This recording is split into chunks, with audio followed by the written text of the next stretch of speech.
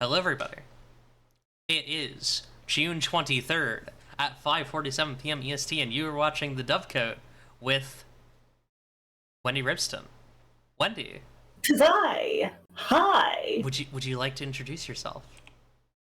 I would, I think. I Ellie. believe that would be enjoyable to me.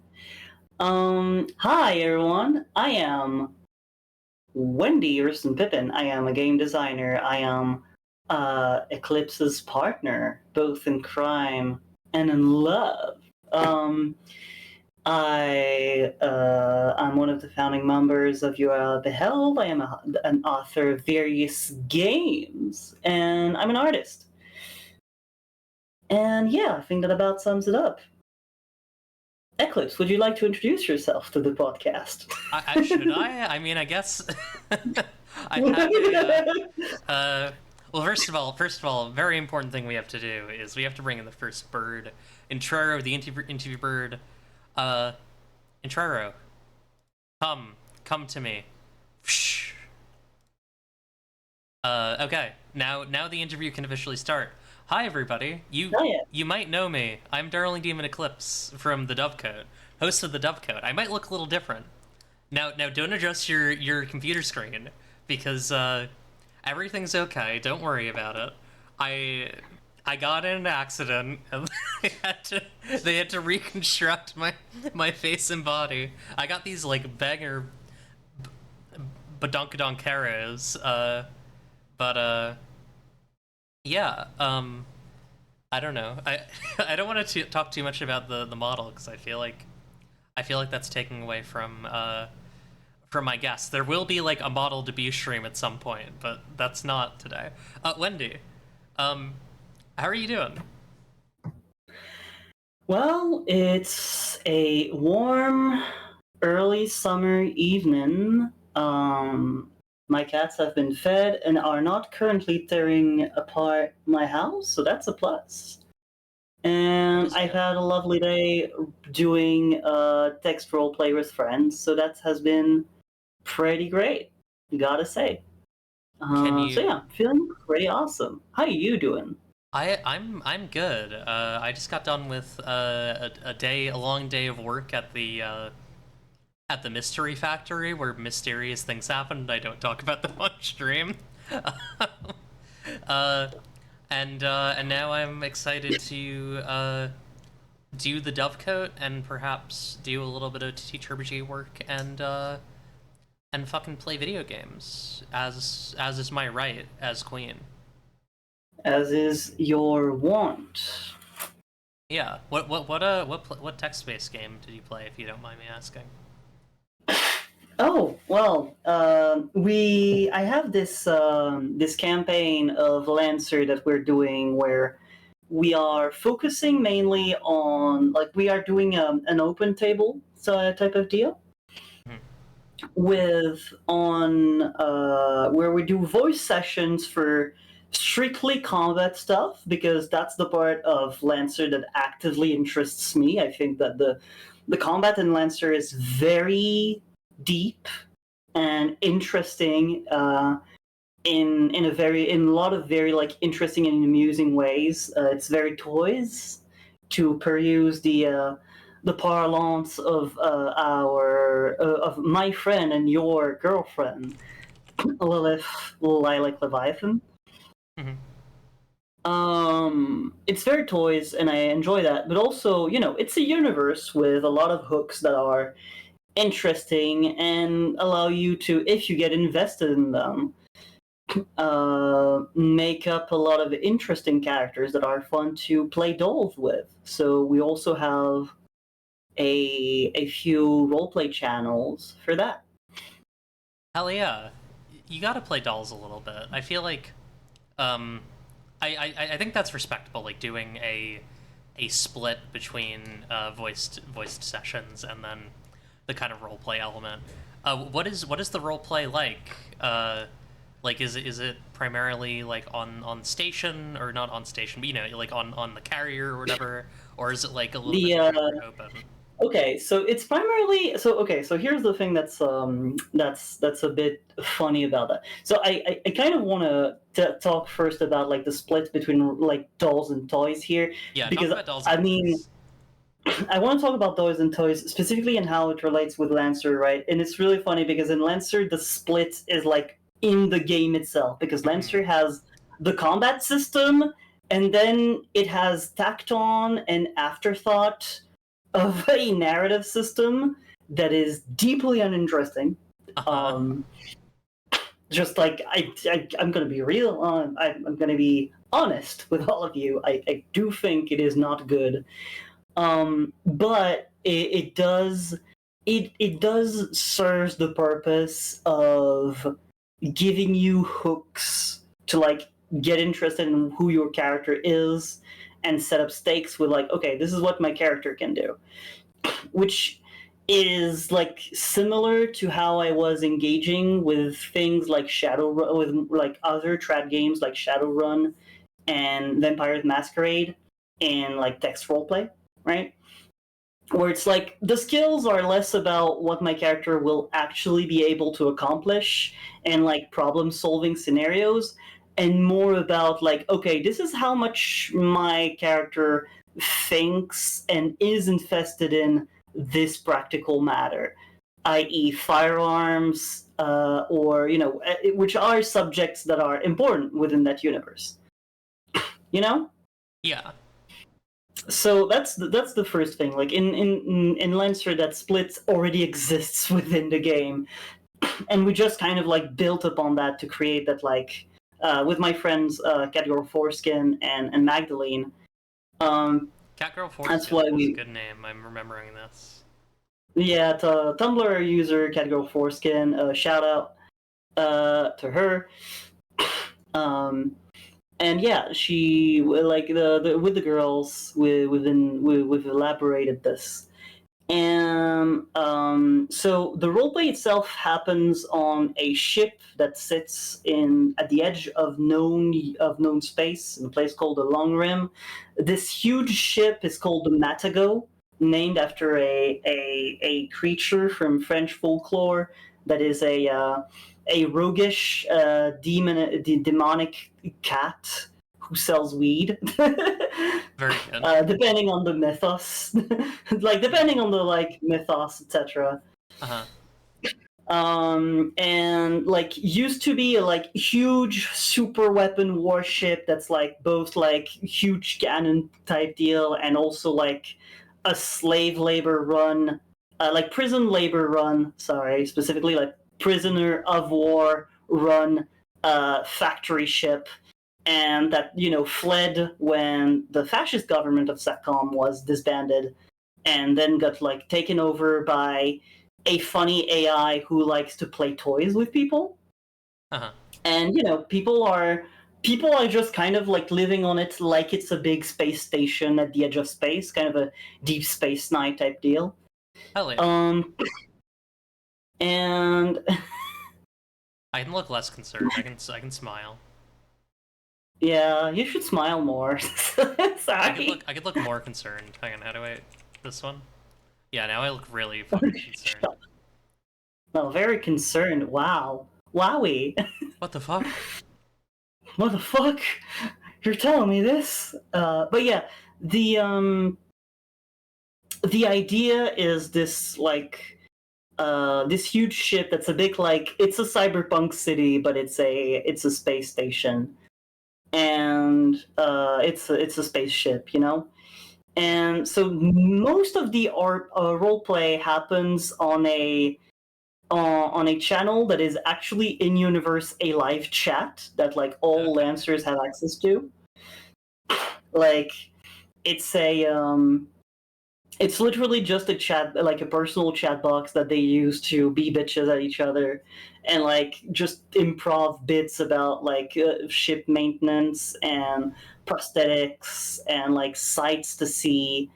um and it's yeah, it's really funny because it's like also yeah, we have like I've taken the elective decision that the in universe time for this chat box is UTC -3, Okay, that's fun. in a move in a move that I am trying to make sure is inconvenient to about the same number of people. Yeah. Because we do not have any players from Brazil or Greenland, so like, which I mean, hey, if you're from Greenland or Brazil and you want to join my funny Lancer game, please do come. You will have this unfair advantage on everyone else. But yeah, it's like since it's mainly Europeans and Northern Americans like that is more convenient. I mean, it's a friend game. Like we're like 12 How people in how it. has it You been know? running? Like, has it been running efficiently? Have you had any like hiccups? So far, not really. Like it's just started like a couple of weeks ago. For now, it's mainly just like we're discussing stuff. There's only been one voice game so far that Get Your Foreskin GM'd, which was pretty like went pretty well as far as I know. I wasn't there, and I'm gonna run a game tomorrow night, relative to me. I mean, and like yeah, it's gonna be. I mean, so far it's going good, but it's also going like I wouldn't say slow, but it's not fully active yet. Not everyone has who is interested has created a character yet. So it's it's going okay, I would say. Hell yeah! Well, I'm wishing you luck with that. Have you been playing anything else that you'd like our audience to know of? Well, I have been testing. Is that like a later type subject, or I is this mean, something I sometimes can we broach usually right go here? into. I mean, it's listen. The show has some kind of structure, but not really. Uh, I you, prefer following the structure, so work stuff we'll keep for later. Because this is work, but it's also kind of play. I want to speak about other things. Oh, I've been playing Super Animal Royale, which is a live service battle royale type thing with cute animals. And the one thing that I find really interesting with it is that like while it is mostly like very normal in terms of like what you can have in terms of stuff, like you have the typical weapons, your rifles, your various rifles and shotguns and pistols, etc. Your sidearms, your accessories that give you little bonuses, mhm. your armor with various levels, like very Apex Legends, right? Yeah. With like you even get a dodge roll move because the thing that's really interesting about it is that it is top down. And I don't think there are many like live service games, especially like live service like shooting games that are top down, and I really appreciate that. I think it's very interesting accessibility wise because it helps you like focus on the tactical aspect of it in a very like intuitive way. Um and like it's much like it's also much more like action packed because you are limited by by your screen, right? Like there's not really a way to zoom. Like there's long range weapons, but they just like give you a little bit of like a zoom out. That means that you can see further when you're crawling, but that's like still pretty limited. You're not gonna be walking through the woods for 20 minutes, then hear a faint and then die, Yeah. which I've been really enjoying. How do you feel like that relates at all to like tactical design and TTRPGs? Your kind of sensibilities about that. I think that to an extent there is like despite one thing that's interesting in tactical RPGs, I think, is that there's not much in TTRPGs that relies on deception. You do not have a lot of like in a thing that's a given in um in video games is the fog of war, right? Like that like you're not going to be able to see what's out there. Whereas in TTRPGs there is this expectations a lot of the time, right? That like you are going to have a chance to know what's going on, or that like the thing relies like a lot of common wisdom relies on like open and very like generous communication between GM and players. Like, there's the meme for, "Oh, are you sure you want to do that?" But like, this by itself is a ritual that's like, okay, if you do this, this is dangerous, you know. And like, there is this there is the fact that like, when you are in a game and you get got but by something you could not really like prepare for, like it feels less bad than when it's happening as a conversation with friends, I think. Right. Because if it's a conversation with friends, it's kind of on some level it feels like a decision that someone made about what should happen to your character. Yeah, and there's like this feeling of loss of agency, which is not necessarily like true, right? Is the thing. Like, if you go, let's take like a very classic scenario, like dungeoneering scenario, right? Like, there's a door, and you don't know if it's trapped or not, and like you decide you don't check, you just try to open it, and then the trap explodes in your face, and you take damage, and you're like, ah, shit, I should have opened this door. But like, while in a video game, like, that action feels definite, there is this part where like it's accepted when you have a conversation with someone that you can just like take back what you just said if you feel like you said something stupid.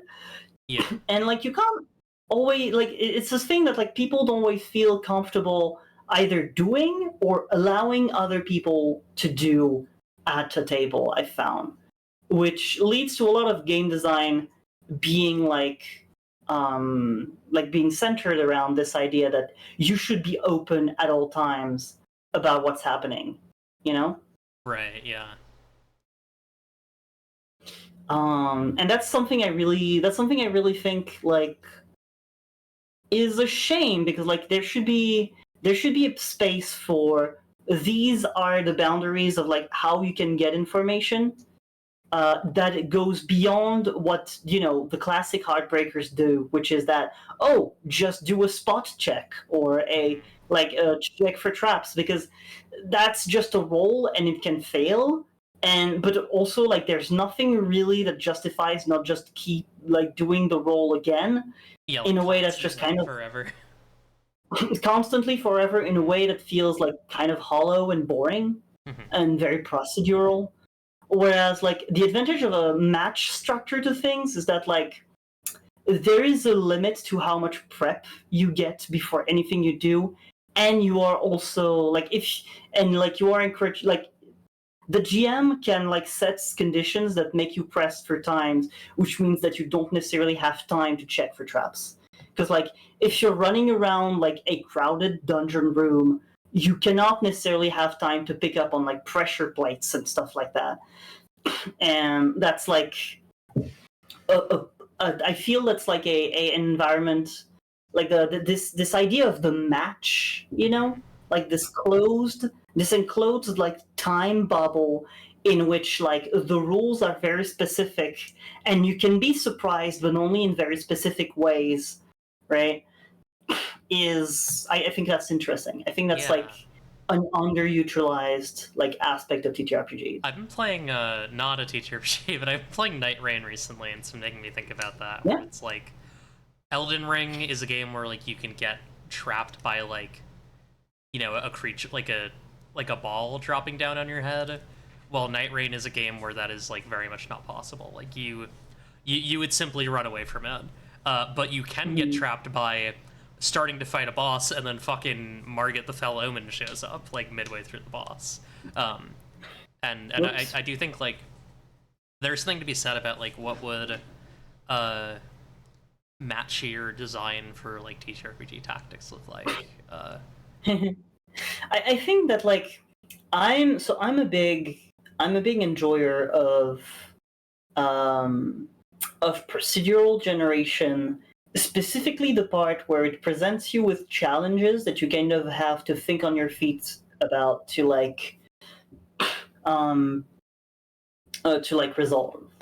Like this run, you're not getting any ammo for this weapon. You have to try a different weapon as a result, type deal. Because like even though I'm not necessarily good at it, like having this like restriction is very inspiring. And like to an extent, like I also like generally in games to be put in position where I have like time to react, but the time to react is still limited. Where it's like, okay, now you are in this situation, you could not like predict you were going to be in this situation, and you have to deal with that fact. Right. Like I enjoyed that challenge, and like I wonder how it is possible to do that in TTRPGs in a way that does not make everyone immediately like stop to be like to take 5 hours to discuss the problem, right? Yeah. It has to be like And a like little random, right?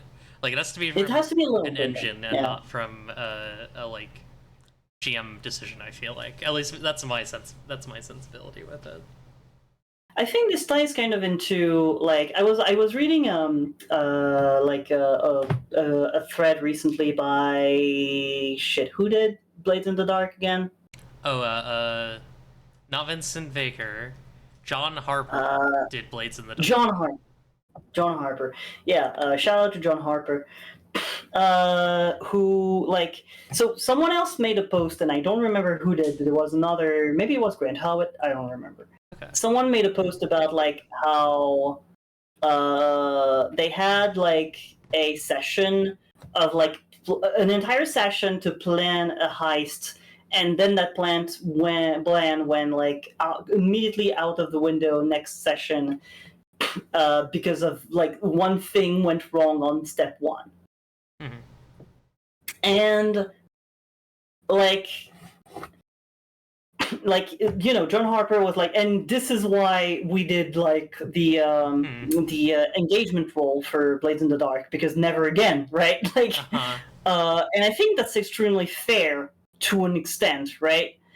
I think that like it's really interesting because like as a result, Blades in the Dark is less of a game where you think like in terms of like far-reaching like checks and balances for 5 hours, where it's like, okay, but they could have this. Like I've played a lot of Shadowrun, and Shadowrun as a GM was extremely frustrating, especially with very experienced players, because they'd be like, oh, they could have this, and they could have this, and they could have this, and they could have this, and they name just like 5,000 possibilities, which are all like very possible like security types of security systems that they could have, right?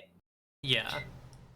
But don't like, right, like what I thought was like because I'm like, especially since I tended to like really use how weird the magic is in that like universe, to just like throw them complete curveballs. So a lot of that was moot for them anyway, and I was getting frustrated because they'd be like, we have the best electronics countermeasures, and I was like, you're getting an Altera, fuck your life, Yeah, bing bong, changing like it. it's Real fucking and quantum ogre shit. like, no, I wasn't even changing anything. The thing I had planned had nothing to do with all the Right, pie it in just the didn't sky really ideas matter. they had, and like there's ways they could have done legwork about it, like they did where they did legwork about it, but the assumptions they went with were completely wrong. Their But assumptions also like were. not, Oh, sorry. yeah, Their assumptions were you're like but the also GM who's trying to fuck them, not, you know. kind of, yeah. Whereas I was like, no, there's like an explanation, and you just went with one that like made sense, and I'm sorry that it made sense, but was wrong, you know? They did enjoy that at the end. I'm getting a little lost here, but I think like the important thing here that I wanna tease out here is that like there is something really interesting about like telling out of the gate what is in the toy box to your players, so that they know that like so that they are not completely out of their depth whenever you throw a curveball at them. So you tell them, okay, in this game, there's ghosts. Your character would know about ghosts and know this general wisdom about ghosts. But you don't always use ghosts. It's just like a thing that happens sometimes, and then your characters like have some idea of what they're supposed to do, but also you put them in conditions where the like thing you're supposed to do is not immediately convenient, and so they have to either they have to convey to use their wits to find a way to position themselves in a stronger way, you know. Right. Yeah. And that's the thing that I think I really enjoy in video games, and I'm not sure, and I'm like, it's not always like something that like TTRPGs, especially TTRPGs that focus on, problem solving, um, like really think about. I think Lancer is good about that because Lancer is like, these are the weird mechs, like these are the NPC mechs, and like they do these very like logical set of things that you can understand. Like as you build experience as a player, you're going to be like, okay, that's a Ronin. A Ronin is problematic for this and this reasons. I cannot handle it right now, but I can create the battlefield conditions that will make it okay for me to handle that. Because then when you throw like the giant space flea from nowhere to your players, it's more of a surprise, right? Like otherwise they just got smacked the entire run of the game, right? And you need to, like, for surprises in character to work, they have to also be like mechanically surprising. They have to work, like they have to throw your players' assumptions about how the sim system work like into disarray, and like require them to really like dig deep into what they understand of like strategy and problem solving and their character and their abilities in order to like pull through, Yeah, that makes sense. Alrighty. What have you been working on recently? Well, mm. Sorry, drinking water. Remember to hydrate, everyone. Very important. I have been working on Thaumatastrophe, a game of nasty, nasty wizard duels. Yeah.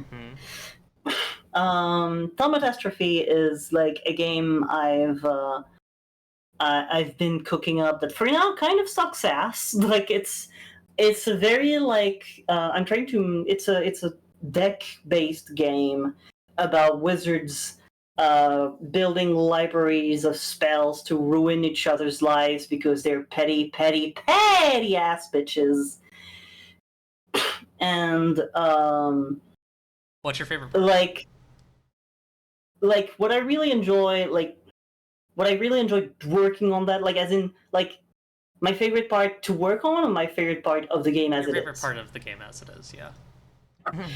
I think so far I really appreciate like the fact that like everyone who's been involved with the playtest seems to be intrigued by the cards and doing fuck shit with it.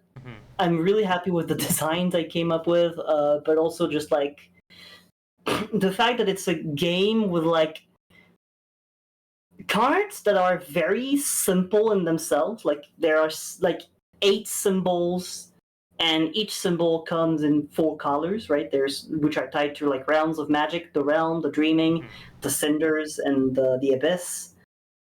So like 4 suits, if you will. Wait, sorry. The grave, the cinders, the abyss, and the dreaming. Yep. You said the realm for the grave. Right, yeah. Oops. The grave, Oops. right. Yep. Whoopsies! And like you've got 7 and 1 symbols. Let's see if I can remember them off the top of my head. Mouth, star, cup, knife, spider, root, and horn. Hell yeah, got them all. And the 8th symbol, which is the orb, which represents the world and has no realm because it is the orb of itself. It represents the will of the world as it resists the will of the wizards. And it's a game that wants to be very complicated and have a lot of moving parts, and like that's challenging to design for. Yeah, That's what we've been it's running. high toys for sure. It's high toys for sure, and it's high abstract toys is the thing. Because it's about like moving cards and placing them down and then filling tracks with them in a way that is very like abstract, because you're casting spells is the thing, but you're casting spells in order to not kill each other, because you're wizards, you're super powerful in a way that is like beyond imagining. Sure, you can be killed, but it would not take really. You always have a plan B, you always have spare bodies, resurrection schemes, possession schemes, like you name it. Thousands of ways of healing yourself. So like the spells are meant to ruin something about your opponent's life. In the playtest we had my Wizard of the Abyss completely snowed in the Tower of the Necromancer, and in return the Necromancer like introduced a bunch of like vapid mean girls, meat puppets to the court of the Pirate King that I serve, that are going to be petty and annoying at me. Oh god, now I should talk about you talk to you about this after stream. I have feedback thoughts that I'm like now that are now coalescing, but I don't want to like. Oh, do write them down. On stream. Do write them down Yeah, while I regale the crowd with more tales of this.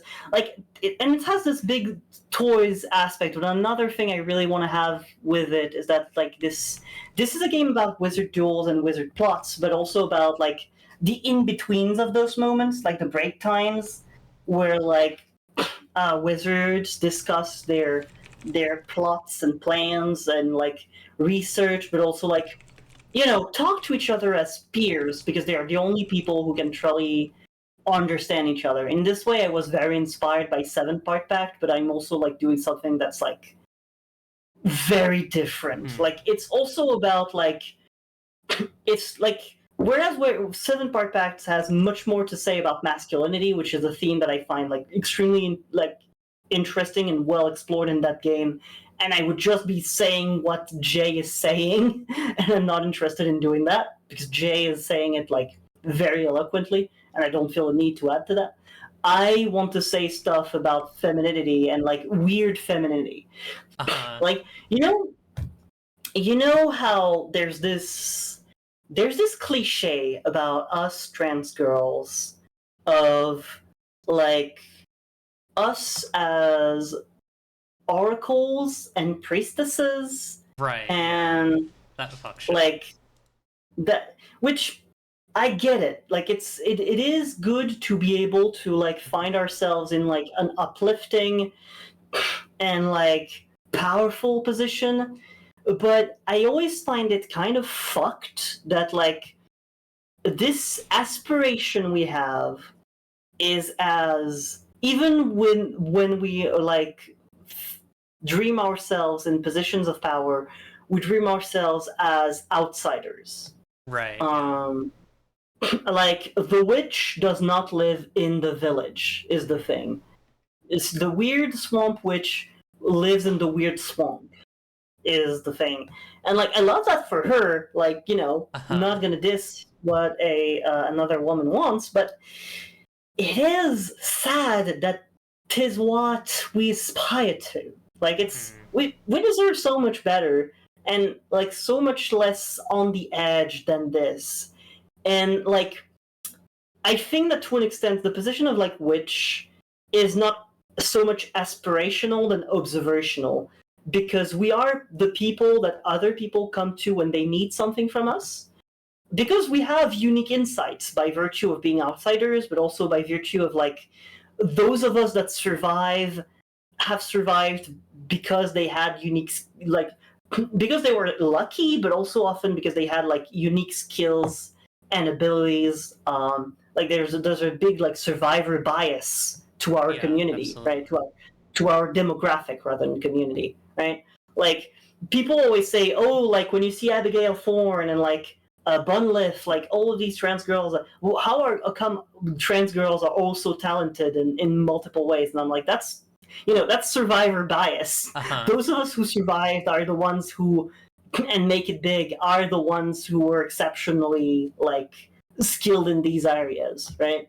And that's not to say their lives are easy, right? And also They encountered, survive. there are multiple factors that lead to people like.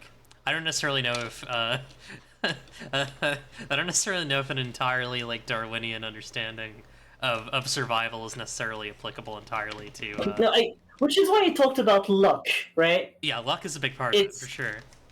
like luck is a big part of it, but like it's also like the a lot of like the trans girl. Like what I'm saying is that like trans girls and minorities in general, right? Minorities in general who like want to become like minorities when they want to like make it to the big screen, make it in the big leagues, have to be exceptional. We have to be better. We can't just be okay. We can't just be Chris Pratt. Uh-huh. We have to be exceptional. We have to be exceptional, or else we cannot like, because otherwise like we do not make it through. Is also like in the big leagues. That's what I want to tease out. Sure. But yeah, like we all have like we have the status as the witch because we have often access to that, or at least are perceived to have access to that exceptional like wisdom or skill.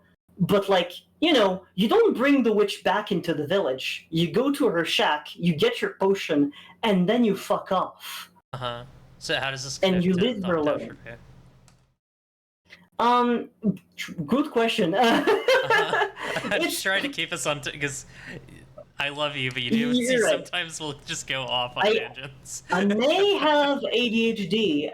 No, real. There is a real connection, Okay. which is the fact that like the only like real and meaningful human connections that wizards can have is with each other. Mhm. Like every other relationships are literally pieces on a board that like on a board that they are exterior to, which is the court of their region, because each wizard serves a regent, and each of them has to manipulate these folks because they need resources out of them. Like you have to appease the Earl of so and so because he is like the guy who owns all of the magic stone mines, and he gives you magic stones, and you need those for science, for wizard But other science. wizards. But they're not wizards, so you're like, you might have them as lovers, maybe, but a lover is just like someone that you can trust to, like, take a little more convincing to betray you. That's it. That's all that a lover is mechanically in this game. And like, it's really like, and that's because, and like at the end of the day, the only like meaningful relationship you can make is with the other wizards. And the end game, like the end game of each wizard, is to accomplish a big magnum opus that leads them to like, establish themselves as ruler of the new universe, right? Like create a brave new world of sorts. And like this brave new world you can't make it without involving the others, is one aspect of that. Like there are always links to, you have to convince one of the other wizards to do this for you and to come with you, and like you have to take the other wizards and do this and this with them. And yeah, I think that's just like, that's one of the like big themes I want to dig into with that. Yeah, that makes a lot of sense. Do we want to maybe do one of the newses, perhaps? Yeah, and then we'll take a little break. All right. We've been going for about half an hour here. All right. So, okay, let me bring in Cordis, the news bird. Coming in from an beautiful icy glacier in the Antarctic. Speaking of which, it's hot out today. Make sure you dress warm.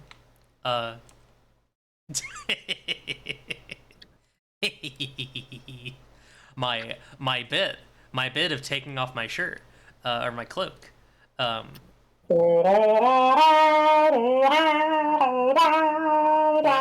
is this song that you're? What is this? You can leave you can leave your hat on. My hat. No, it's the name of the song. It's called "You Can Oh, okay. Leave Your Hat On." Hey, you want to see something cool? Of course. Die. Always. Ah! Wait, that didn't look right. I think it's because I'm angled. Hang on. What the fuck? Oh fuck! She's looking at me! Die. There we go. Ragdoll. It's really funny. Anyone can do this. Smiles. Unfortunately, anyone can do this. It is really funny that it doesn't do it from the camera. It does it from the fucking from the front. that's. I mean, it looks like you're getting yoinked off stage this way. It does. It looks like. Hey, folks. Wait. What's the fucking thing that I was talking about? Oh yeah, on Blue Sky. If God damn it. I've died. No, the bit of like, if you're if she tells you you should use this divorce lawyer, make sure it costs more to get a make sure it doesn't cost more to get a divorce than a marriage. Ay, and it's like pulling my collar, and then I get tugged off stage. Anyways, okay, I need to stop fucking around. All right, let's talk about the news. Let's fucking do it. So, oh god, I forgot that this is one of the news stories. I need to not be mean about this, but I'm going to. Fuck. Oh, we're also on Firefox now, so that's pretty cool. Yeah. Chris Perkins and Jeremy Crawford, formerly of D&D, are now on the Darrington Press team, who you might know for the game Daggerheart? Is that what it's called? Daggerheart. I think that's Daggerheart. And yeah. also a bunch I of think other. I'm familiar. Yeah. Yes. Sorry, go ahead. No, I have nothing to say. Oh, you have I was nothing to just say saying, about yeah, this? I think Daggerheart. I was just saying, like, Daggerheart. Yeah, I think that's the right name. Yeah, I'm pretty sure it's called Daggerheart. Anyways, it is interesting to see this, considering there was like that significant group of layoffs around Wizards of the Coast that included I think both of these folks, or maybe one of these and then the other, and then seeing them join Darrington, presumably for Daggerheart, which is a fucking mess of a game, by the way. I haven't read the most recent version, but that playtest that they released like a while back was really fucking rough in terms of just like the mishmash of different mechanics they were doing. I am unfamiliar with everyone involved here. Fair. And like Darrington Press, Daggerheart, I haven't seen much of it because like to me, I was looking at it and was like, this looks like Heartbreaker stuff, and I'm like not interested in it. And like now you're telling me that these people are from Wizards of the Coast, and I'm like squinting and just like I'm even less interested. I'm like, okay, like your understanding of like game design is probably not something I'm interested in, you know? Yeah, fair. My roommate got the final Daggerheart rules. He says they seem cool. I'm sure they're interesting. There are some things that I'm like that are apparently still in that book that I'm a little iffy on. It has like non-ordered combat, but it has like HP and like hit chances. Like it's like this really bizarre mix of like story game and like kind of 5e or Pathfinder-ish thing. That I didn't really click with when I read it when it was the playtest edition. I should read the new version just to like understand what the fuck is going on with it. But okay, so by non-ordered, when you say non and when you say non-ordered combat, what I hear is what I hear is dungeon world, and I don't want to hear those words. I don't like them. Go when you want to type shit. It is kind of dungeon world with it, yeah. Which, like, Dungeon World, like, yeah, Dungeon World was really rough. Dungeon World is like, in many ways, Dungeon World is like Monster of the Week, but worse. Which is like, yeah, no, like, we want to do something different with it, but by something different, which just means that, like, we won't do the usual problem-solving type of game design, but make it more boring by making it so, like, all of your most of your successes, because of how the dice math works out, all of your all of your actions will be mostly like middling, and like it's like middling in a way that feels like the intent is when you do something, it feels like a genuine struggle, that you're like trading things for your success. Right. And like that's the intent. That's how it works, and like that's how it feels in Apocalypse World. Like you feel like, okay, this is the investment I'm doing. I understand I'm a flawed human being, and I'm here for drama. But because these games still have a very like 5e understanding of gaming, it becomes like much more like it feels like pulling teeth. If that makes sense. Well, yeah, the problem is, like, I don't think this is the sort of game that has, like, when you make a turn, you're not really running through the gauntlet, right? Like, you are not risking much by choosing to make a turn. Yep. Like, it's, yeah. And, like, it...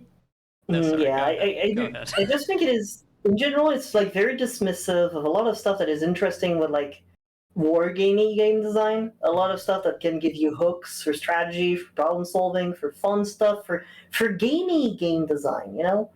Yeah. And wants to favor like narrative tension, and then like fails to provide adequate tools to like resolve that tension. Like a lot of the time, like it's like, oh yeah, you eat shit, and then you eat shit, and then you eat shit, and then like you end up being the one who has eaten less shit than your opponent, so you win the fight. Right. But like there isn't a proper way to finish a fight. That's the thing I like about like Sapphic World. Sapphic World has the finish them move, and the finish them move gives you a finality to combat. It's like, okay, this is going to happen. Now we have reached a fulcrum in the combat scene, and we can end it and transition to something else, or we can do some combat again. But it's like that's a new health bar, you know? Yeah, we can escalate at higher stakes. Yeah. Not to. I mean, it's not really my game anymore, so I'll compliment it. Yeah, I think it's a good bit of design. It is your game design. Like it is my game design. It's good. It is okay if you it's okay if you just like nod while I stroke your shit, you know? Yeah, that's allowed. That's by the way, I don't like making fun of people's faces, but just the thought that I've been having this entire time is if you look at Matthew Mercer in this image, I'm not gonna say anything mean about him as a person, I promise. I just mean he looks like he's about to say, and that's what I call a science project. Yeah, he has a very end of a sitcom expression, like sitcom episode ending expression. Lilith, but then again, Lilith is here. Lilith wanted to say something. Oh, I said that the way Matthew Mercer is sitting in that picture, he looks like Matthew Patrick. Holy shit, he does! Fuck, dog. Fuck. Like, he's in the same pose as the Matt Pat image of, like, fuck. And that's just a theory. A game fuck, dog. theory. That's and so like, true. The little logo flies out from his face. Mm-hmm.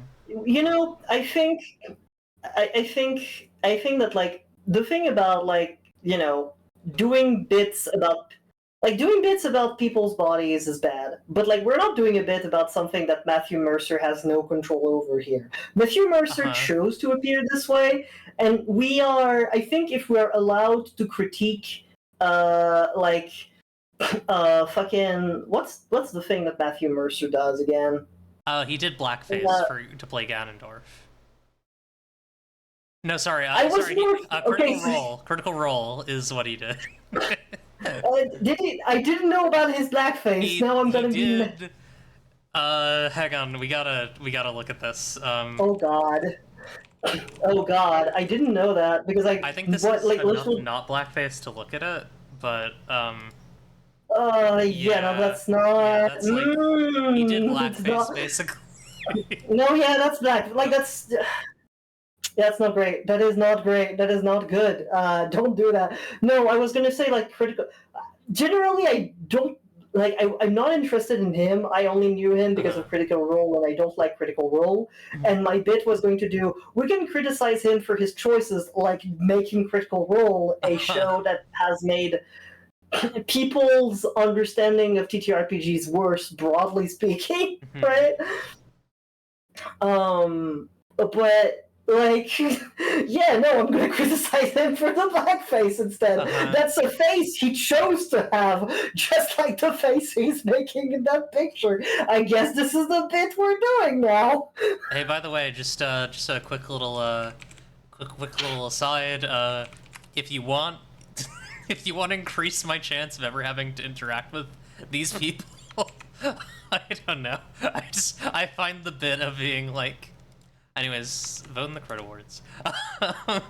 vote for faggot games and urgent warning. if you want if you want me to wind up in a room with some of these people, maybe someday. And it'll be normal. Actually, it's just funny to think that like, listen, sometimes you say things about people on your show, and then. I didn't even listen. I'm not even saying any. Like, I'm not being mean about him. I'm just saying things that he did. Like, We're being playful with it. We're being playful. We're teasing. Listen, it's Matthew Mercer. He can take a little friendly ribbing. He did blackface. So he did do blackface, and like I don't think, like I think if I can't take a joke about the fact that he did blackface, that's a him problem. Yeah, that's on him. All right. That's on him. Like, that's honestly the nicest thing we can do about the fact that he did blackface. I don't want you to end up in a room with them. I want them to end up in a room with you. That's really scary. I'm not trapped in here with you. You're trapped in here with me. I don't actually think getting a Crit Award is gonna make I think it's gonna give me some opportunities, but I don't think it's gonna be like, Anyways, Games. Smiles for games. Really, the most important thing to me is making weird shit with freaks, and if I can stick that weird shit in like increasingly, like people who increasingly like don't generally interact with that sort of thing, faces, then I'm happy. That's kind of the vibe. Anyway, you want to take a break? Sure. Yeah, let's take 5.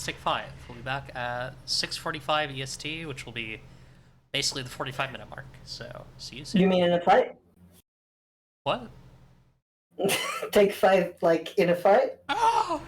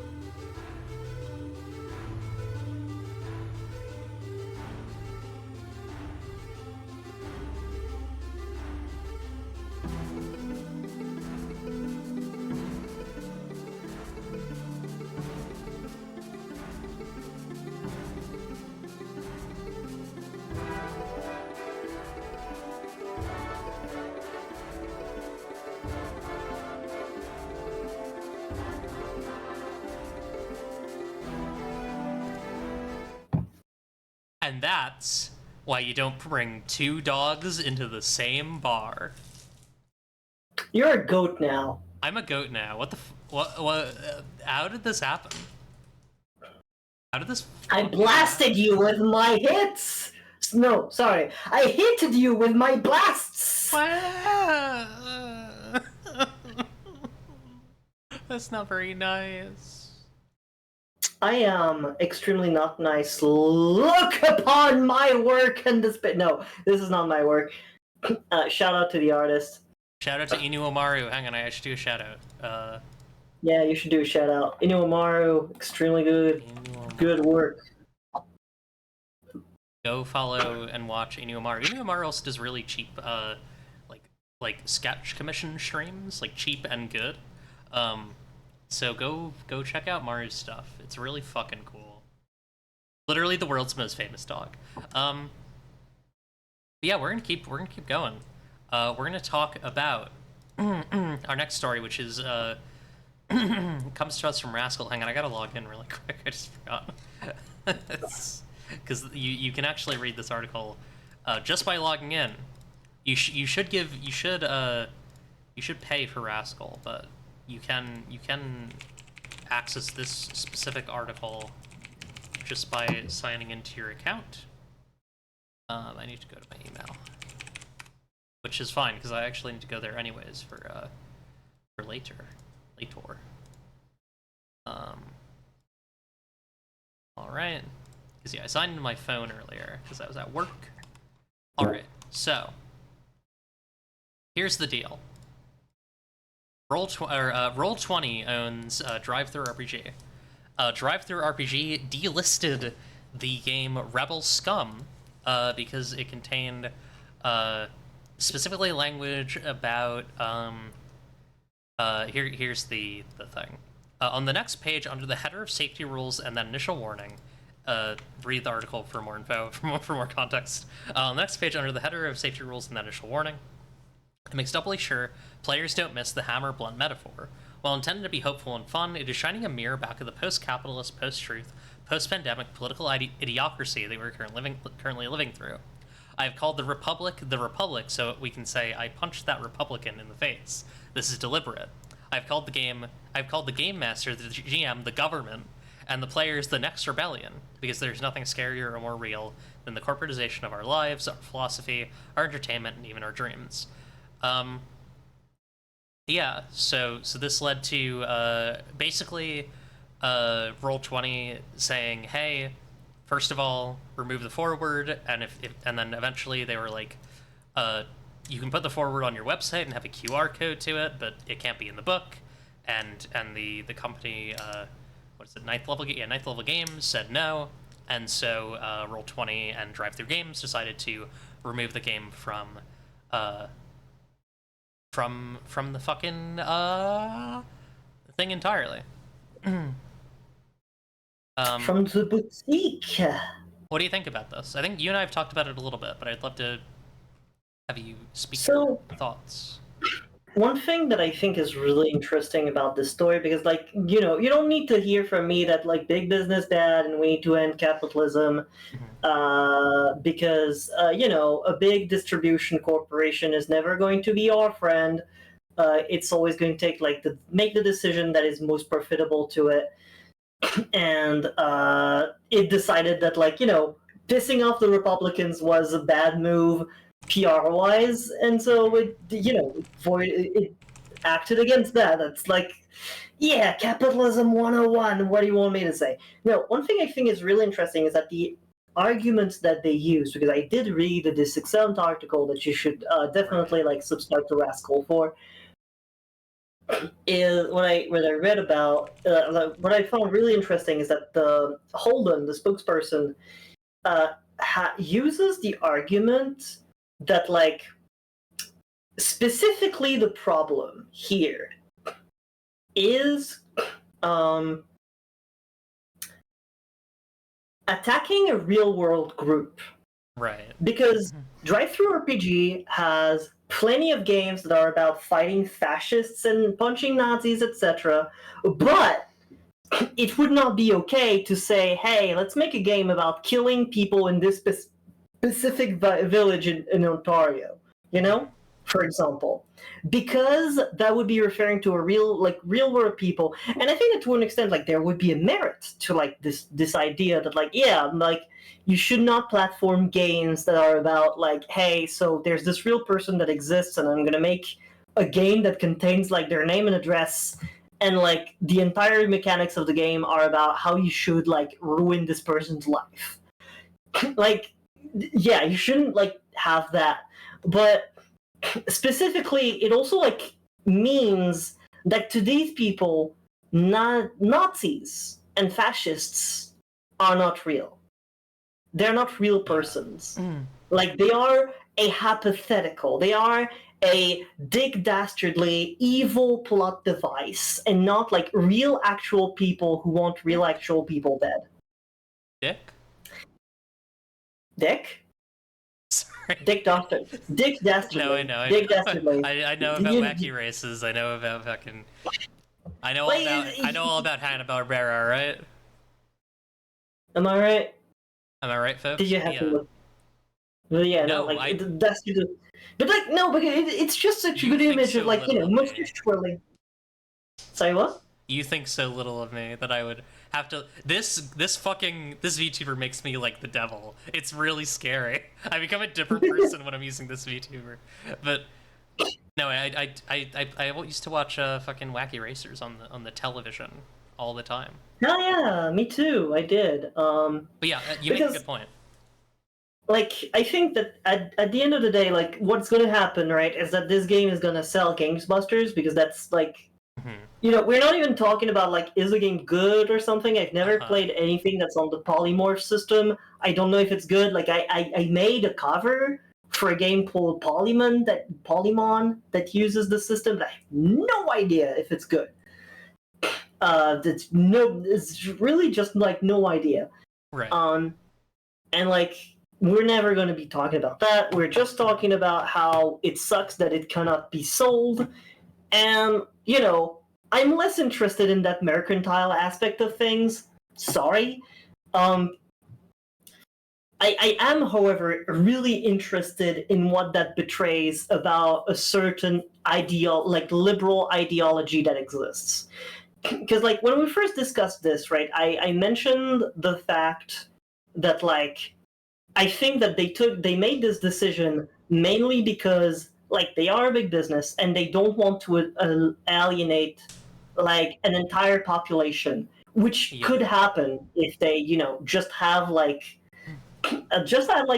books out there that are saying, hey, you should punch a Republican, an actual Republican from the actual country. Drive-thru RPG low-key is the Teach RPG game front for Republicans. I feel like. It's like the it's the old guy in the room, right? And that's the thing. Like, you and I were very left wing, and like the most right wing type of people that we will interact with is like liberals are like liberals, right? And these people tend to be like Democrats and people like that, or Democrat affiliated or sympathizers, or, you know, like people. Since like we operate within an English speaking like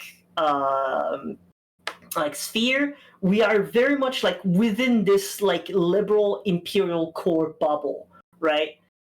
This echo chamber to an extent. So we don't like. I don't think we have a person's view of like the broader like TTRPG like population, and that broader TTRPG population is full of like extremely diverse people. Yeah, and like there's a lot of conservatives in there.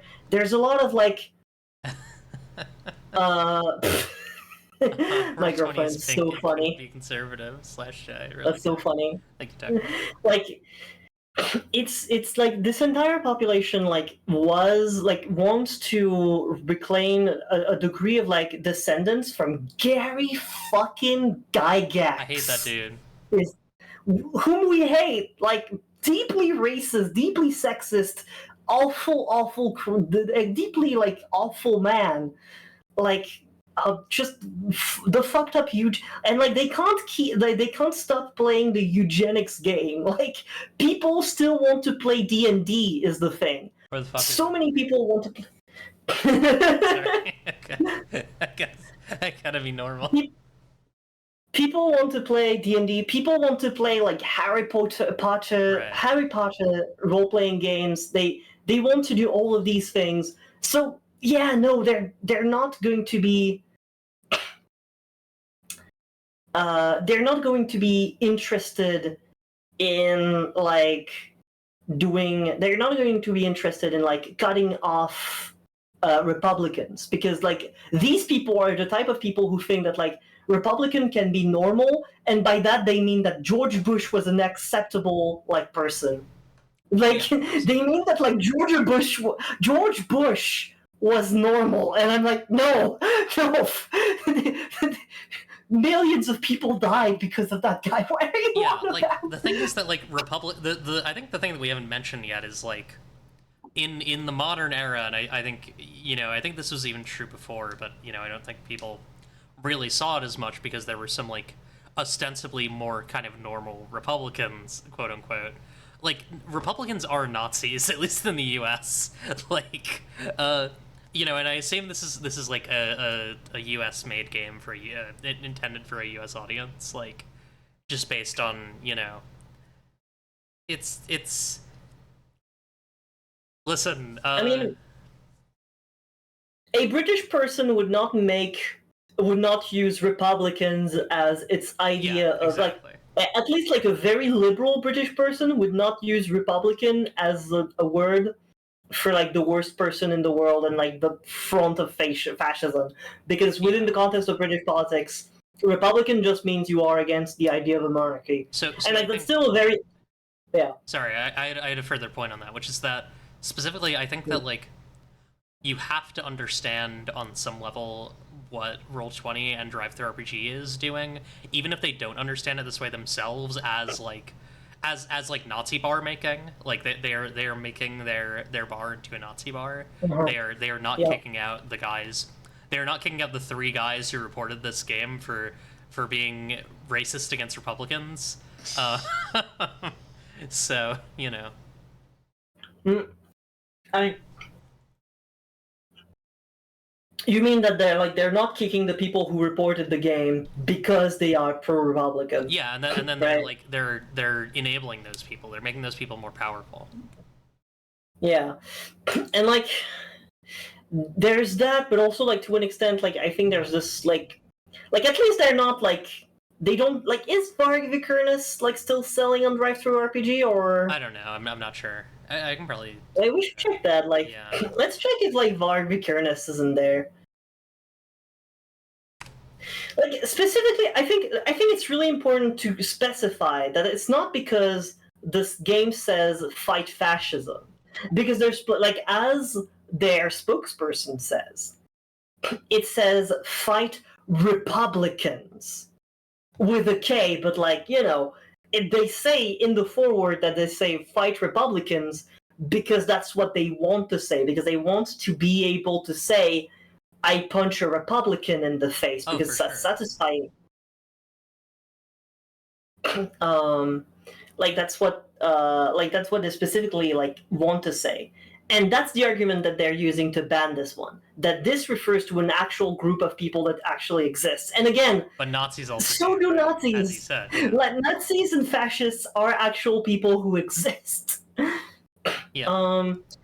But yeah, I do think that like more than like promoting Rebel Scum, like if you want to do something about that, something meaningful about what's happening, as Liz suggests, you should delete your Roll20 account, and like you should participate in a meaningful organization of a boycott of Roll20 and Drive-Thru RPG.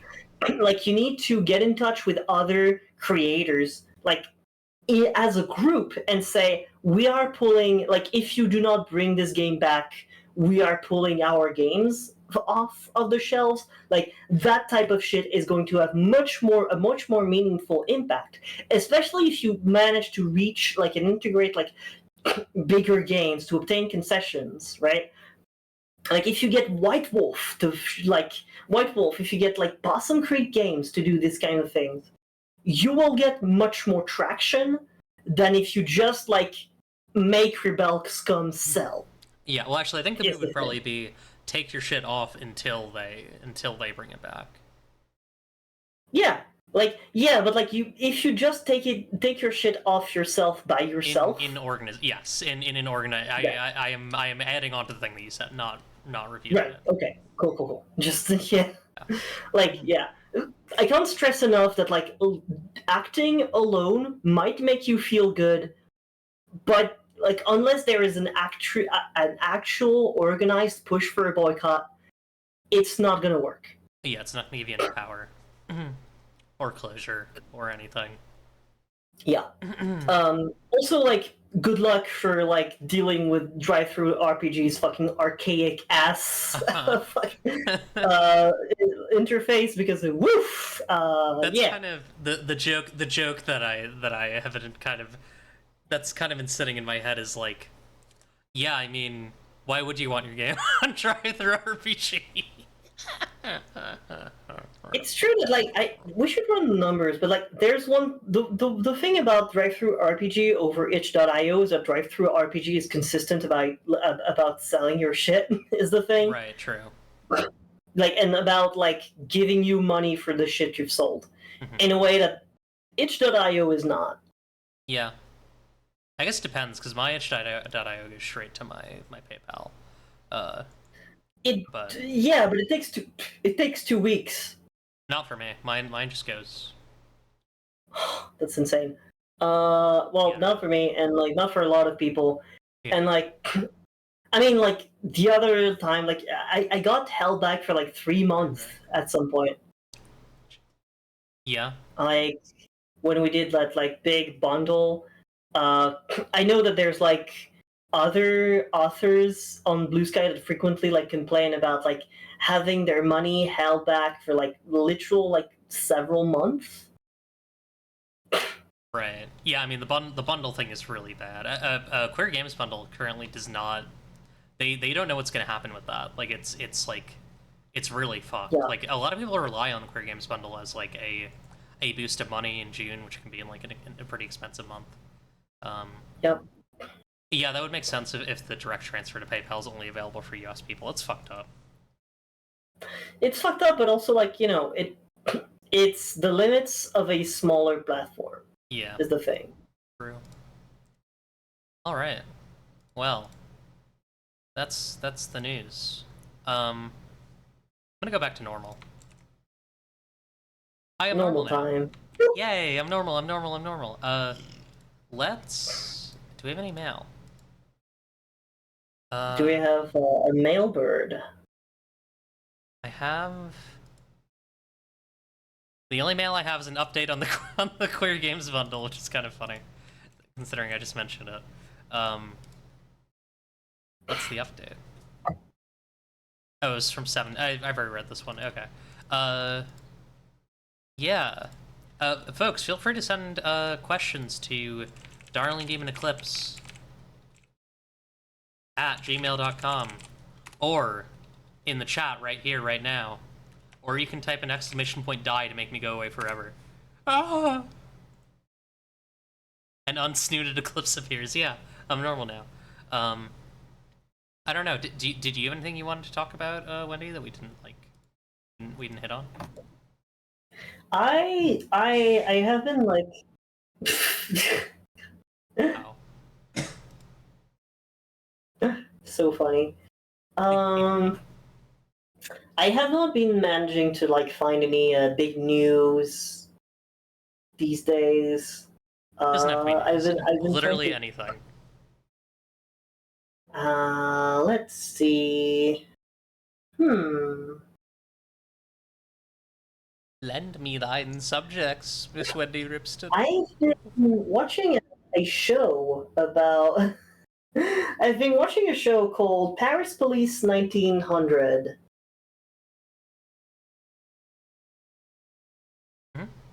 Ooh, which That is a good TRPG has gotten swept up and immersed lately? Huh. Good question. Well, lately, like not recently, like it's been a while since I've been like really immersed in a game. Because I've been like working and I've been like doing other stuff and like big in-depth games. Yeah, I'm trying to think of like a game that I played that someone made that like I really got like swept up in. I think that like there's a part of me that does not really seek immersion in gaming. I think that's like a word that a lot of people use, right? Hmm. But like I I find myself struggling with the idea that like being like losing touch of reality essentially is a goal, right? Yeah, like Where I'm escapism. like, I'm interested in less like I'm interested in the ritual of it. I'm interested in the Okay. game. I'm interested in like even like the improv aspect of gaming. Like I don't believe in that as a like an erasure of myself in order to like welcome a new player onto the stage, so to speak. Like when I'm role playing, when even like when I'm acting out as a character, I'm always like being very technically minded about it. I'm like, okay, Right. this is the kind of person this is. This is what's going on in their head, and like as a I see myself more as a director, you know, where it's like, okay, Hmm. what would be interesting for this person to do in this moment is this, so that's what she's gonna do, you know. Yeah. I have a really weird one. Yeah. I don't know if I would just. Is this a game? Okay, there was a game, or was this a TTRPG? I think kind of. There was a game submitted to the Faggot Games TTRPG Jam called where is it? Is it gone? It better not be gone. Oh no, okay, yeah. Called Worldling Activities Faggot. Um, I will post this here. I'm gonna talk about it more in the blog that I'm gonna release on the jam. But it is a deeply interesting piece. Um, it includes replies to other projects that like describe the this person's process of playing their games. It's written by a homeless individual um, who has also included like some letter. At least one of these little things that they've written is a letter to a person in prison. A lot of their writing is like really like kind of in its own like it's a lot of the writing is like it's kind of its own wilderness. Like you kind of have to like follow a trail that I think only the person who wrote it can really follow. Um, but it's really interesting. There's some little TTRPG elements. There's like some like kind of speculative and like fantastical fiction in there. Um, so yeah, I recommend like it's very interesting. I don't necessarily know if I recommend reading it, but I recommend like dipping in and looking at some things in it because I think like there's a lot to learn about like what this person wanted to say with this art, and like also specifically I recommend if you look at the bottom of that page, there is a Venmo for Food Not Bombs Eugene. Um, the writer of this project said, "I am homeless, tended to, supported. I plug into nearby outlets. I ask chats for use of shower. Think of this as my bank." Um, so yeah, I would give give this person money. Give this person $5 for this game. Because yeah, I think that it seems like they need it, and also it's deeply interesting, and I'm gonna write more about it. Actually, I'm probably gonna write less about it in my blog, honestly, because I just want people to like pay some money and look at it, because it's fascinating. That does sound pretty fucking cool. Yeah. there is, I don't even think I could read all the stuff that's been written for this. It is really impressive. Yeah. I'll definitely check it out. I'll give an example of some stuff that's in it. This is Midday Act. Hang on, I'll put this on the screen actually. Uh,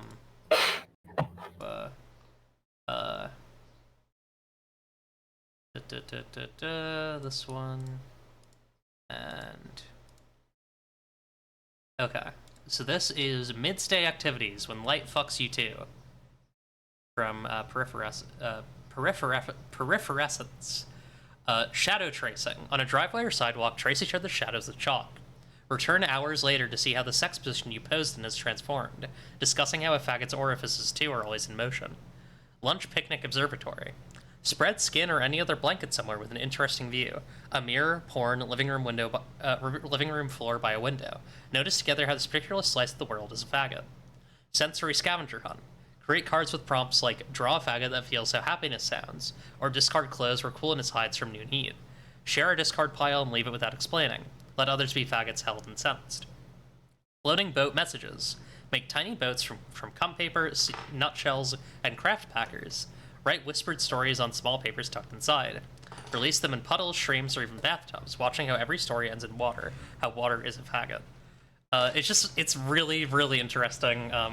That is probably some of the more, like, traceable and followable writing. I say that in the best way possible.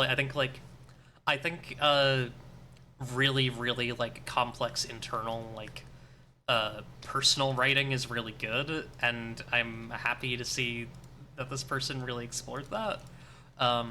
Yeah, that's my recommendation for teacher that has swept up and immersed me recently.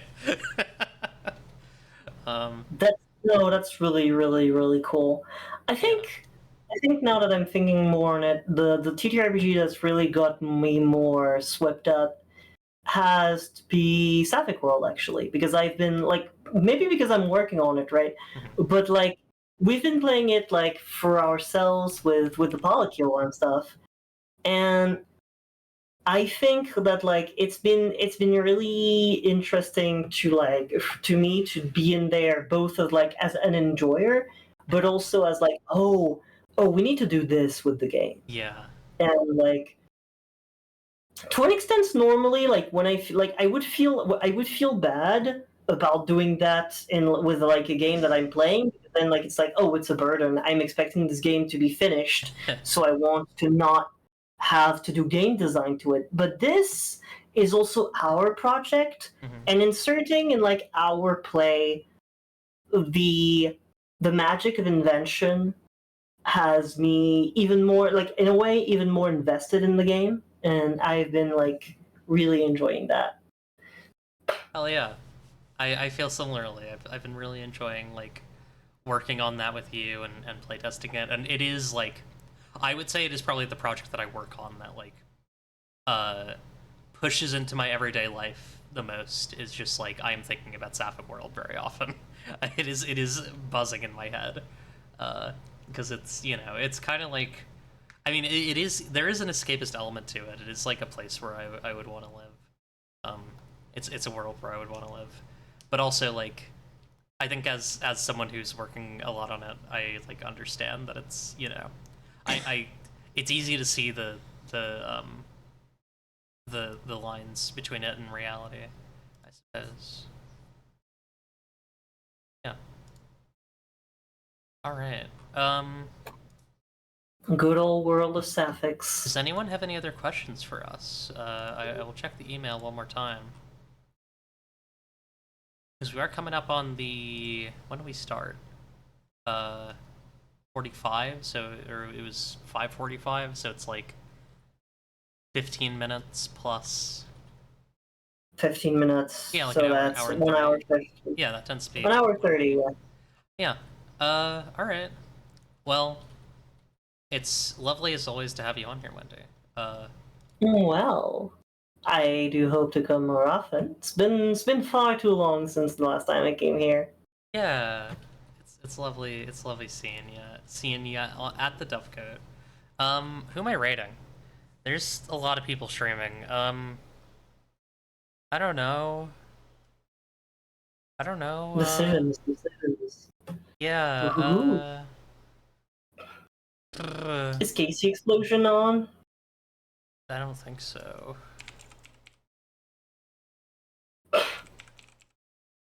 I'm sifting. Sifting. I'll Dredging. read Pokey's Oh. crypt. Because Hell yeah. Pokey was on a season of the Eidolon playtest podcast. So go say hi. Ooh. Go say hi to Pokey. Pokey's cool. Pokey's neat. Alrighty. Alright. Take care, everyone. And be sure to behave. Remember, Bye. if you don't like what you see, you can change it. It's up to you, really. Goodbye, good luck, and have fun